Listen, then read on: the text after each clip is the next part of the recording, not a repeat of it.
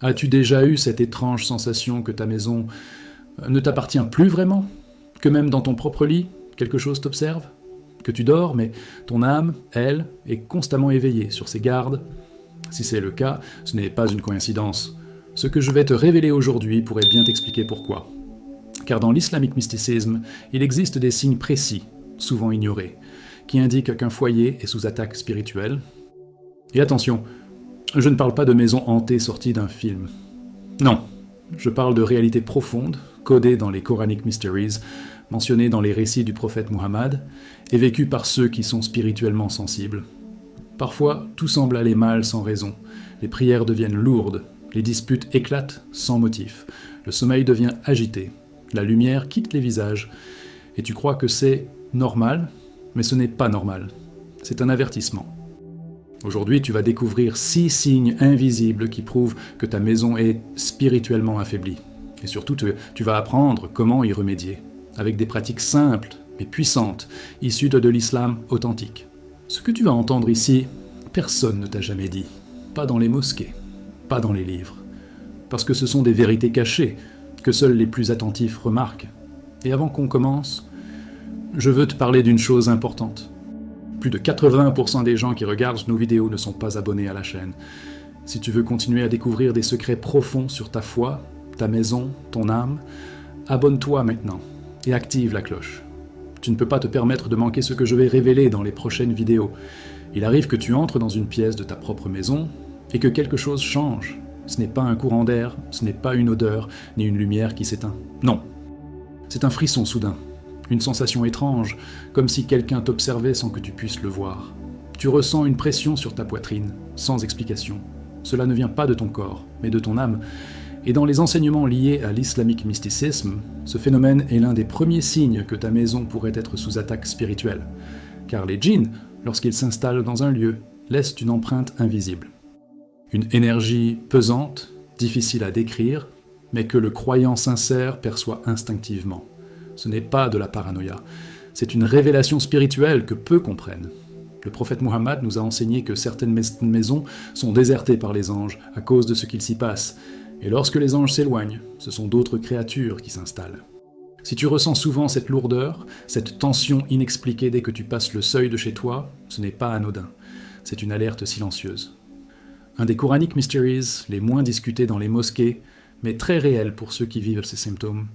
Il se peut que ta maison soit devenue une passerelle pour les entités invisibles, attirées par un détail que tu ignores.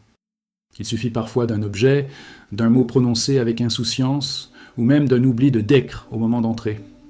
Le prophète nous a enseigné que dire « Bismillah » en entrant protège la maison des intrus invisibles. Mais qui le fait vraiment aujourd'hui? Beaucoup entrent avec la distraction, le téléphone à la main, le cœur ailleurs, et dans ces moments de négligence, les portes du monde invisible s'ouvrent. Occult Knowledge in Islam explique que les djinns aiment les lieux où l'on oublie Allah subhanahu wa ta'ala, et quand le souvenir divin s'efface, leur présence devient dominante. Si cette sensation revient souvent, surtout la nuit ou dans des endroits précis de ta maison, comme une pièce où les disputes me sont fréquentes, ou une salle qui reste froide malgré la chaleur, tu dois écouter ce que ton cœur essaie de te dire. Ce sont des hidden truths que ton âme capte avant ton esprit. L'énergie spirituelle d'un lieu n'est pas un mythe. C'est un fait reconnu par de nombreux savants. Et dans l'islamique philosophie, le lieu d'habitation influence directement le bien-être, la foi et même la qualité de tes prières. Une maison contaminée affaiblit l'âme sans qu'on s'en rende compte. Alors observe, sens, ne minimise plus ces frissons. Ils sont là pour t'avertir. La maison du croyant est censée être un havre de paix, un refuge spirituel. Si elle devient source d'angoisse, il faut en chercher la cause. Et ce que tu découvriras dans le prochain signe pourrait bien t'expliquer pourquoi cette énergie obscure s'est installée et comment elle s'alimente. Tu penses peut-être que les djinns ne vivent que dans les ruines ou les forêts désertes, mais ce que peu de musulmans réalisent, c'est qu'ils peuvent s'installer chez toi, à cause de certains objets. Et ce n'est pas une légende. Dans l'Occult Knowledge in Islam, on apprend que certains éléments attirent ces créatures invisibles comme un aimant. Des statues, des représentations d'êtres vivants, des masques décoratifs, ou même certains miroirs anciens. Des choses que l'on trouve banales, mais qui, dans le monde invisible, sont perçues comme des portails ou des refuges pour les entités sombres. Tu vois, Ce que tu crois être de la déco peut être en réalité une invitation silencieuse pour les forces spirituelles. Le prophète Muhammad nous a interdit d'afficher des images de visages humains ou d'êtres vivants dans les lieux de prière. Pourquoi ? Parce que cela repousse les anges. Et si les anges partent, qui reste ? Ce que les gens ignorent en eux-mêmes souvent, c'est que certains objets sont utilisés, même sans le savoir, dans des pratiques ésotériques. Des souvenirs ramenés de voyages, des pierres décoratives ou des symboles que l'on ne comprend pas. Dans l'islamique mysticisme, chaque objet porte une vibration. Et certaines vibrations ouvrent les portes des djinns. C'est pourquoi l'islam insiste tant sur la pureté intérieure et extérieure. Beaucoup se plaignent d'insomnie, de cauchemars, de tensions familiales ou de fatigue inexpliquée. Et s'ils regardaient autour d'eux ? S'ils observaient vraiment ce qui se trouve sur leurs murs, dans leur bibliothèque, sur leurs étagères, certains objets sont hérités, d'autres offerts, mais tous ont une histoire. Et les Mysterious Events Explained Through Islam montrent que les objets chargés peuvent affecter tout un foyer. Un simple tableau peut devenir un point d'entrée pour une présence spirituelle si les conditions sont réunies. Et malheureusement, beaucoup ignorent ce lien. Dans le Spiritual Awakening, il y a cette étape inconfortable, celle où tu dois purifier ton espace, jeter, brûler ou éloigner certains objets, même s'ils ont une valeur sentimentale. Parce que rien, absolument rien, ne vaut ta paix spirituelle. C'est douloureux, oui, mais nécessaire. Un miroir ancien, un bijou étrange, une pierre non identifiée, tout cela peut être la cause d'un déséquilibre énergétique dans ton foyer. Et le pire, c'est que plus ces objets restent, plus les entités qui s'y attachent deviennent fortes. Elles se nourrissent de ta négligence. Alors, demande-toi, quels objets dans ta maison n'ont jamais été nettoyés avec l'eau de Zamzam ou récités avec la sourate Al-Baqarah ? Les savants recommandent même de réciter certaines sourates à haute voix dans chaque pièce pour les purifier. Et ce que tu vas découvrir dans le prochain signe te fera voir ton lit et la façon dont tu dors d'une manière totalement différente. As-tu déjà remarqué que tes cauchemars reviennent toujours à la même heure ? Que tu te réveilles en sursaut à 3h ou 4h du matin, le cœur battant, avec l'impression qu'une présence t'observait ?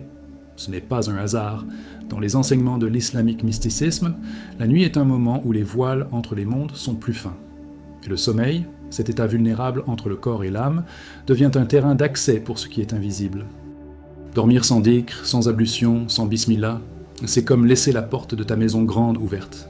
Tu invites sans le savoir ceux qui n'ont pas été créés pour ton bien. Le prophète Muhammad nous a enseigné des invocations précises à réciter avant de dormir, comme Ayat al-Kursi, Sourate 2:255. Il disait que celui qui la récite chaque nuit est protégé par un ange jusqu'au lever du soleil. Mais qui applique encore cela de nos jours ? Beaucoup s'endorment en scrollant leur téléphone, en regardant des vidéos inutiles ou même en écoutant de la musique douteuse. Et dans le Cult Knowledge in Islam, il est dit que ces distractions sont des ouvertures subtiles pour les djinns qui attendent qu'on baisse la garde. Et puis, il y a la position dans laquelle tu dors. Dormir sur le ventre, par exemple, a été désapprouvé par le prophète. Ce n'est pas anodin.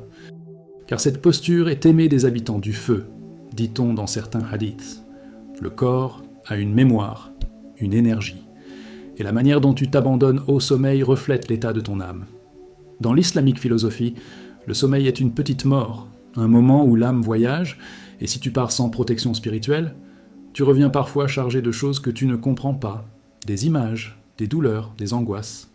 C'est pourquoi les savants recommandent de réciter les 3 dernières sourates du Coran, Al-Ikhlas, Al-Falaq, An-Nas, en frottant les mains sur tout le corps avant de dormir. Une protection simple, mais puissante. Combien l'appliquer vraiment ? Le sommeil n'est pas juste une pause, c'est un test, un rappel que même allongé, tu dois rester connecté à Allah subhanahu wa ta'ala. Car les djinns guettent en l'inattention. Et la nuit, tout s'intensifie. Tes pensées, tes peurs, et leur présence aussi. Mais il y a pire encore, certaines personnes dorment avec des objets à côté de leur lit qui renforcent cette emprise invisible. Dans le prochain signe, tu vas découvrir ce que ton oreiller, ta table de chevet ou même ton pyjama peuvent révéler sur l'état spirituel de ta maison. Ce que tu poses sur ta table de nuit, ce que tu enfiles avant de dormir, ce que tu caches sous ton oreiller, tout cela parle. Oui, même en silence. Dans l'islamique mysticisme, il est dit que chaque objet porte une énergie. Et pendant le sommeil, moment de désancrage entre le corps et l'âme, ces énergies deviennent des messagers. Certains dorment avec leur téléphone allumé à côté d'eux, écoutant des sons inconnus ou regardant des vidéos jusqu'à s'endormir. D'autres gardent sous leur oreiller des amulettes achetées sans savoir d'où elles viennent. Ce que tu crois anodin peut en réalité être une source de hidden truths ou de malédictions silencieuses. Un simple bijou, un vêtement, une photo peut devenir un canal si son origine est douteuse, et beaucoup de gens n'en ont même pas conscience. Le prophète Muhammad nous a enseigné que la maison du croyant doit être exempte de toute forme d'idolâtrie ou de superstition. Pourtant, combien conservent des colliers protecteurs non islamiques ou des objets ésotériques en pensant qu'ils ne font pas de mal? Dans l'occult knowledge in Islam, ces objets sont parfois habités ou utilisés pour faire le mal à distance. Et le lit, lieu de repos, devient alors un hôtel silencieux. Certains diront « Mais c'est juste un pyjama avec des dessins, un livre de chevet, un souvenir de vacances. » Et pourtant, les Mysterious Events Explained Through Islam montrent que ces objets peuvent perturber la paix spirituelle d'un foyer. Si tu te réveilles fatigué, oppressé ou avec la sensation d'avoir été observé, demande-toi ce qui dort avec toi. Même ton parfum de nuit peut attirer certaines entités, surtout s'il est associé à des pratiques interdites. Et que dire des peluches, des poupées, des objets à visage humain? Tout cela éloigne les anges et attire autre chose. Il est temps de faire le tri, d'épurer ton environnement nocturne, de réciter les versets protecteurs, de faire tes ablutions avant le sommeil et de veiller à ne garder près de toi que ce qui rappelle Allah subhanahu wa ta'ala. Car ce que tu gardes près de ton cœur pendant la nuit finit par s'imprimer dans ton âme. Et si tu dors dans un champ de désordre énergétique, tu te réveilles affaibli, physiquement, et surtout spirituellement. Et tu n'es pas au bout de tes découvertes, car le dernier signe est celui que presque tout le monde ignore. Il est lié à une action quotidienne, banale, mais qui ouvre littéralement une brèche dans ta maison. Prêt à découvrir ce que c'est? Il y a une chose que presque tout le monde fait, plusieurs fois par jour, sans jamais imaginer que cela ouvre une brèche dans la maison entière: parler sans conscience. Oui, ta bouche. Les mots que tu prononces, les plaintes, les insultes, les critiques, tout cela laisse des traces. Dans le Quranic Mysteries, Allah subhanahu wa ta'ala nous enseigne que chaque parole est enregistrée par des anges. Mais ce que peu savent, c'est que certaines paroles affaiblissent ta protection spirituelle, au point d'inviter des entités nuisibles à entrer chez toi. As-tu déjà remarqué que dans les maisons où l'on crie, où l'on se dispute, où l'on se plaint sans cesse, il règne une lourdeur permanente? Ce n'est pas seulement psychologique, c'est spirituel. Dans l'islamic philosophy, les oulémas nous rappellent que la baraka fuit les maisons où la langue est incontrôlée. Les djinns, eux, sont attirés par ce désordre sonore. Ils se nourrissent de l'énergie négative des mots, surtout quand ces mots sont liés à la colère, la luxure ou la médisance. Ce n'est pas pour rien que le prophète Muhammad disait que celui qui croit en Allah et au jour dernier dise du bien, ou se taise. Il y a aussi ceux qui invoquent le mal sans s'en rendre compte, en répétant des paroles de doute, en racontant leurs rêves à n'importe qui, ou en divulguant leurs projets sans protection spirituelle. Dans l'islamic mysticisme, le silence est une arme. Le dhikr, en revanche, est une lumière. Quand ta maison est remplie de Coran, de prières, de louanges, les entités maléfiques fuient. Mais quand tu parles à tort et à travers, tu fais l'inverse. Tu ouvres les portes, tu abaisses les murs de lumière, et même ton sommeil en souffre. Ce que tu dis devant tes enfants, ce que tu déclares quand tu es seul, ce que tu murmures à voix basse, tout cela compte. Tout cela résonne dans le monde invisible. Si tu veux protéger ta maison, commence par purifier ta langue. Car parfois, les pires attaques ne viennent pas de l'extérieur, mais de nous-mêmes, de notre négligence, de notre ignorance des hidden truths que renferme chaque mot. Mais maintenant que tu connais ces 6 signes, une question reste en suspens. Que faire si tu en as reconnu plusieurs chez toi? Comment inverser la tendance et faire de ta maison un véritable sanctuaire? C'est exactement ce que je vais t'expliquer maintenant, dans la conclusion. Tu vois maintenant, les attaques spirituelles ne sont pas toujours bruyantes. Parfois, elles s'infiltrent doucement, silencieusement, jusqu'à éteindre la lumière intérieure de toute une maison. Mais si tu as reconnu ne serait-ce qu'un seul de ces signes, alors tu sais que ce message t'était destiné. Rien n'arrive par hasard, et Allah subhanahu wa ta'ala ne montre jamais un mal sans offrir, en parallèle, le remède. Dis-moi en commentaire, as-tu déjà senti que ta maison était sous attaque? Qu'as-tu vécu? Ton témoignage pourrait aider quelqu'un d'autre à ouvrir les yeux. N'aie pas peur de partager. Parfois, une simple phrase suffit à sauver une autre âme. Et si tu veux vraiment que ton foyer devienne un lieu béni, purifié, éclairé, ne rate pas notre prochain épisode. On y dévoilera une sourate puissante que le prophète Muhammad recommandait de réciter pour chasser le mal et faire revenir la paix dans la maison. Elle sera à l'écran à la fin de cette vidéo. Ne ferme pas avant de cliquer. Abonne-toi maintenant à Les Voix de la Lumière, active la cloche et entre avec nous dans les profondeurs de la sagesse islamique. À très bientôt. Qu'Allah te protège, ta maison et ton âme. Les Voix de la Lumière.